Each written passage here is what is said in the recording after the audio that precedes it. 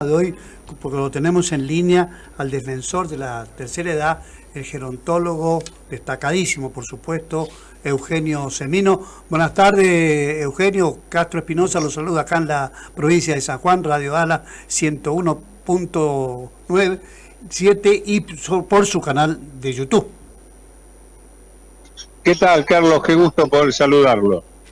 Claro. Mire, le quería preguntar de entrada que nos ayude a entender una breve historia de esta circunstancia que están viviendo los jubilados, porque van desapareciendo sin tener ningún tipo de aliciente, porque están condenados a la pobreza, ¿no? Sí, sin lugar a dudas, la pérdida del poder adquisitivo de jubilados y pensionados ya ha llegado a un grado donde el haber representa muy poco en relación a lo que es su canasta de necesidades básicas, ¿no? Es decir, hoy hay una entelequia legislativa discutiendo una ley de movilidad, mientras que los jubilados se supone tienen que estar subsistiendo con 240 mil pesos.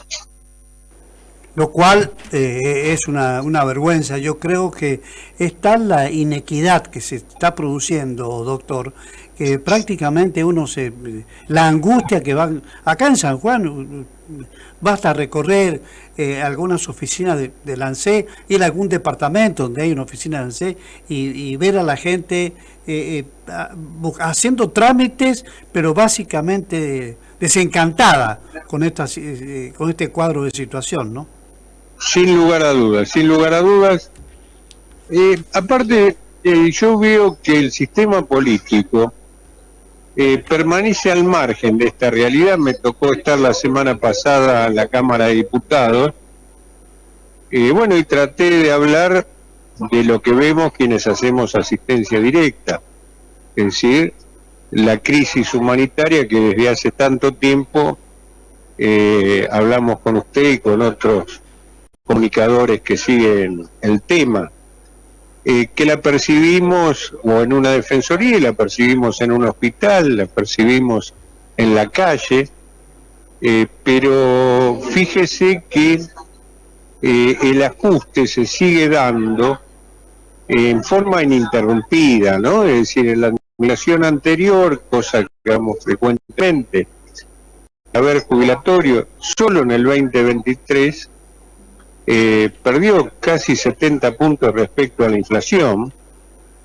y la impronta de lo que se hacía hasta ese momento continuó con la nueva administración, con inclusive otras cuestiones de la economía que han empeorado el cuadro, como es la devaluación del 118% del 14 de diciembre, como son el aumento de medicamentos en forma irracional, exponencial, 300% en el 2023, 113% en lo que va de este año, la falta de coberturas de salud, tanto de PAMI como de obras sociales, y la desaparición del escenario en términos de provisión de las prepagas. Es decir, había muchos jubilados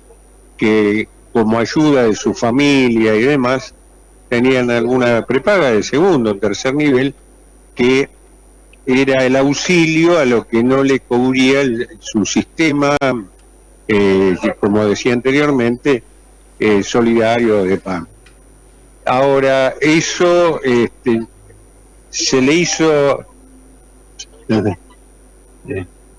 se le hizo imposible también a las familias. Vale decir que las últimas membranas de protección que podía tener mínimamente el jubilado, aunque sea para la salud, porque ya los medicamentos no podía comprarlos, se le va diluyendo. Entonces llegamos a una encerrona donde el estar debatiendo si el IPC es mejor que la otra fórmula y demás. Es absurdo. Mire, un tema, por ejemplo, la anterior fórmula, que sigue vigente hasta el 1 de julio, generó la situación que hoy estaba describiendo, o que recién estaba describiendo, pero lo que se está planteando, por ejemplo, IPC, que es lo que plantea el oficialismo, que uno lo puede encontrar como razonable, porque dice, bueno, es un número indubitable, no se puede inventar, lo genera el INDEC. Ahora, y lo dijo el otro día en la Cámara de Diputados el titular de ANSES, que la fórmula no pretende recomponer el haber, que simplemente es para mantener este estado de cosas, pero este estado de cosas es la nada misma. Pero hay algo que inclusive, porque ¿cuál es la especulación de la actual administración? Baja la inflación, por lo cual, como va a estar atado el haber a esa baja de la inflación exclusivamente, baja el gasto en, como lo llaman, en seguridad social. Y quien está en el sistema va a tener algún alivio porque se acomodan los precios relativos, están bajando los precios de alimentos, etcétera, etcétera. Claro, cuando los actuarios, hay un actuario que hizo un estudio respecto a cómo sería esto en forma ideal, si se aplicaría IPC en forma directa, ¿cuándo se recompondría el haber? ¿Y sabe el número que le dio a este señor? En 18 años.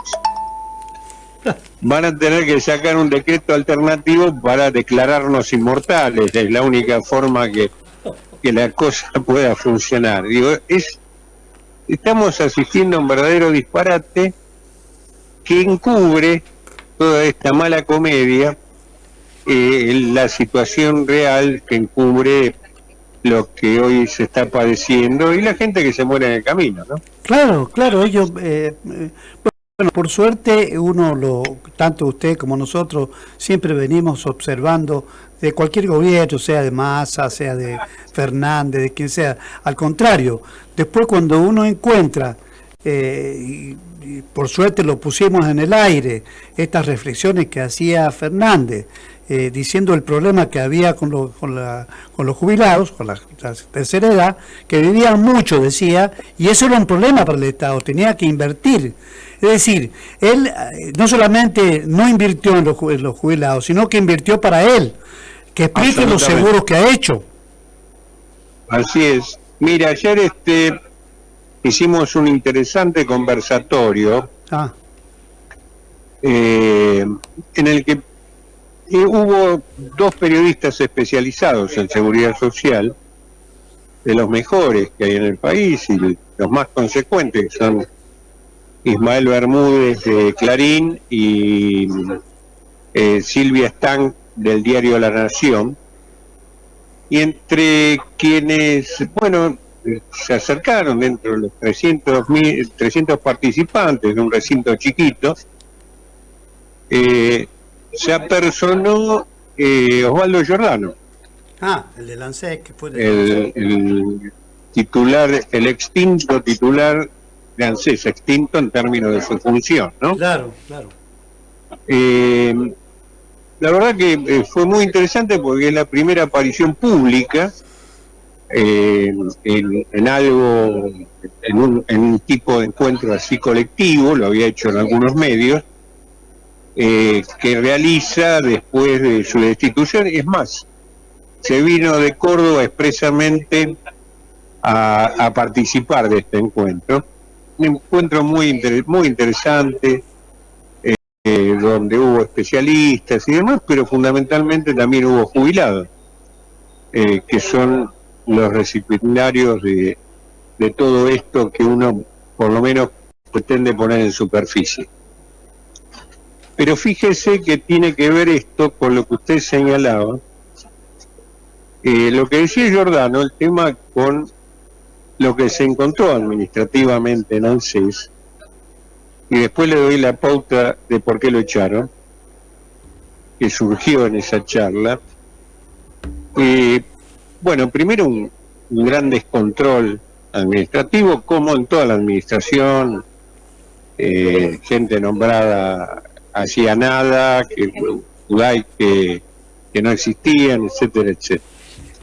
Pero al margen de esto, cuando él da de baja al seguro de los bonos, de los créditos, era un seguro que inclusive lo da de baja, era de altísimo costo, y creo que lo hablamos también en su oportunidad, no tenía razón de ser.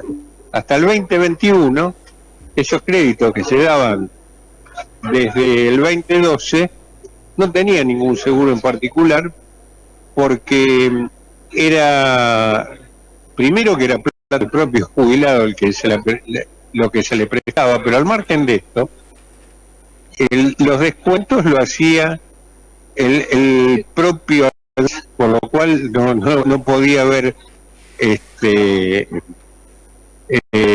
falta de pago, no podía haber ilusión alguna.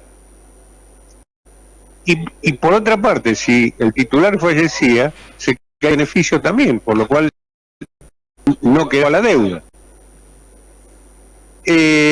Ahora bien, eso hoy llegó a dimensión nacional, que fue un decreto del ahora imputado presidente de la Nación en aquel momento, Alberto Fernández, y al cual estaban obligados a contratar todos los organismos públicos, ministerios y demás. Es decir, un desfalco de miles y miles de millones de dólares que se hacía a partir de la mayor caja que había en el país, que era ANSES.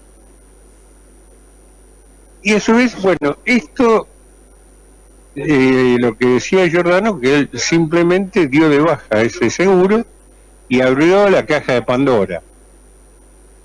Obviamente que aparecía como que se suponía inclusive que había podido ser la causa de su destitución.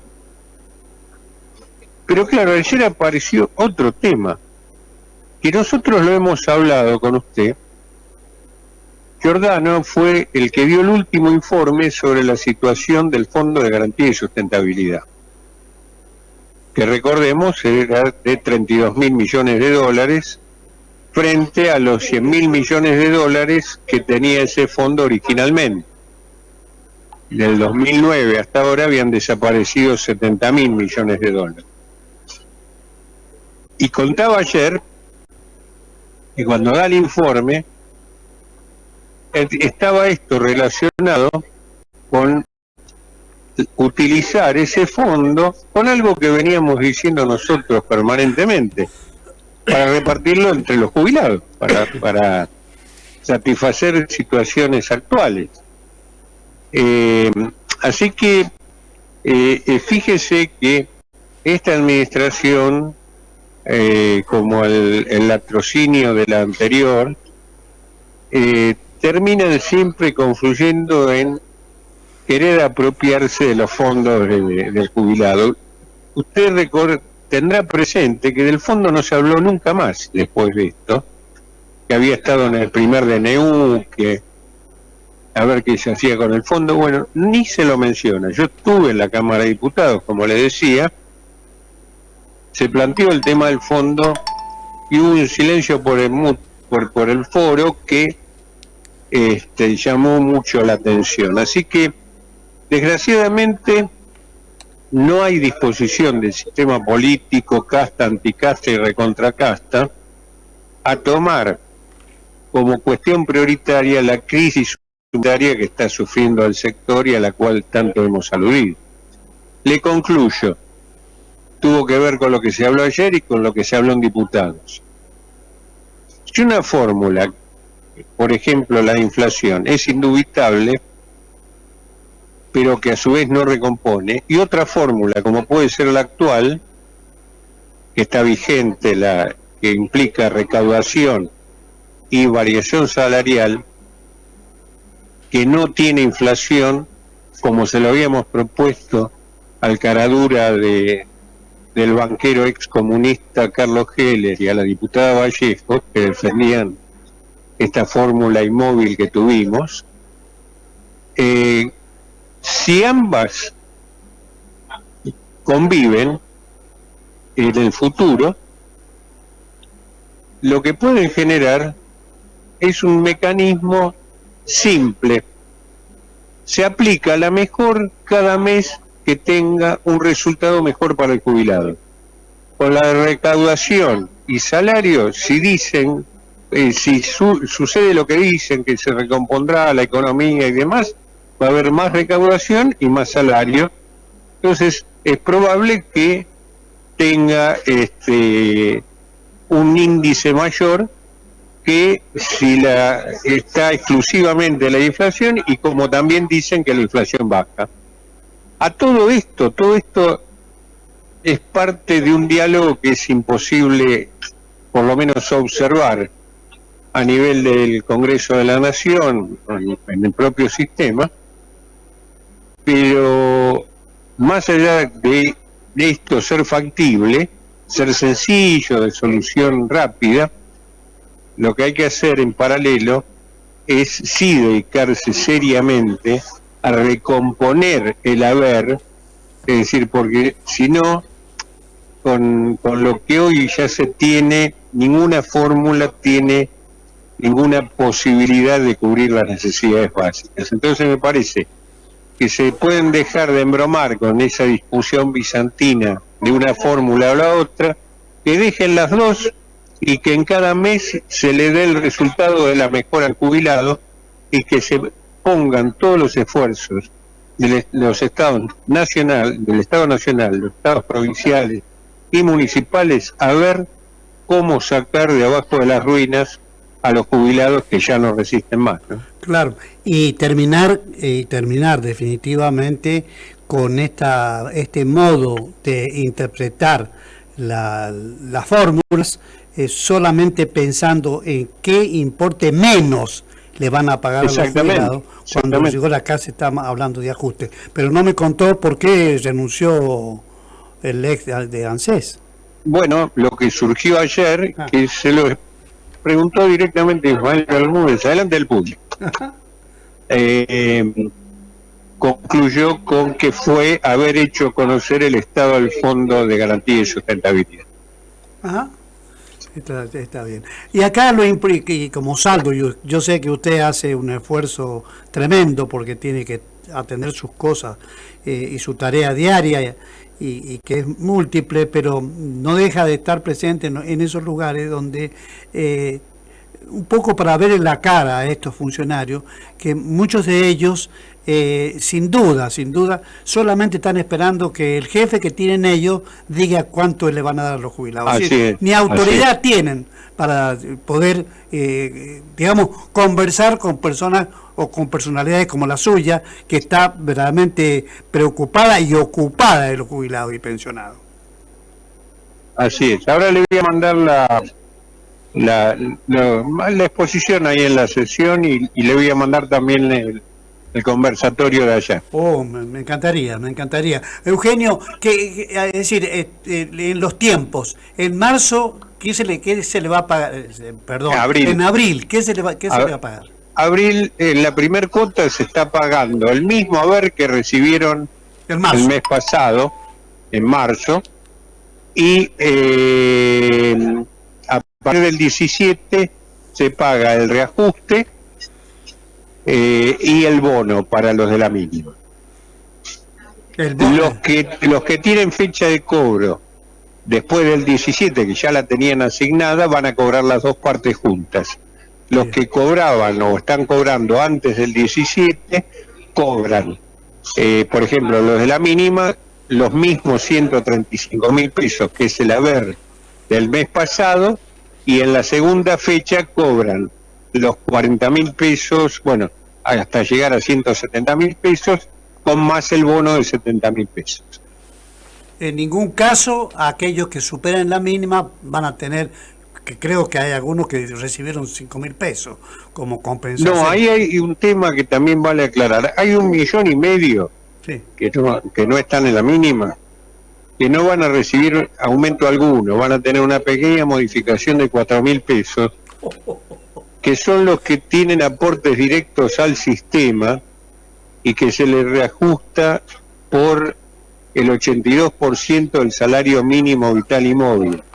Como no se reunió el Consejo del Salario, no va a variar su haber, simplemente van a recibir un 2%, 4.000 pesos, si quedan con su haber por debajo de la mínima más el bono. Ese es el resultado. Y aquello, hablo de gente que obtuvo la jubilación aplicando el caso Badaro y que pasaron la mínima, pero que usted bien sabe que es absolutamente insuficiente. Y además usted mismo lo dice, no se reunió el Consejo del Salario. ¿Usted cree que les importa que se reúna o no se reúna? ¿El salario de quién? ¿De la gente o de los dirigentes? No, por eso, la verdad que ve que uno, en términos de toda la política de seguridad social y salarial, es un gran desbarajuste, nadie entiende nada, ¿no? Nadie entiende nada. Eugenio, usted siempre entiende la inquietud de la gente y eso siempre para nosotros es una muy buena noticia. Muchas gracias por estos minutos. Le agradezco muchísimo, Carlos. Y bueno, me debe un blanquito sanjuanino más por la primicia. Por supuesto, por supuesto. La vamos a adelantar. No va a hacer falta que usted venga, fíjese. Un abrazo grande. Gracias, igualmente, Eugenio. Dale. Bueno, ahí estaba Eugenio Semino, no solamente dándonos información, sino compartiendo esta entrevista en la cual lo que pretendemos nosotros no es burlarnos de nadie, pero simplemente hacerle ver cuáles son las prioridades exactas que tienen los funcionarios nacionales, provinciales y municipales. La pausa, en resumen de noticias, ya volvemos con más.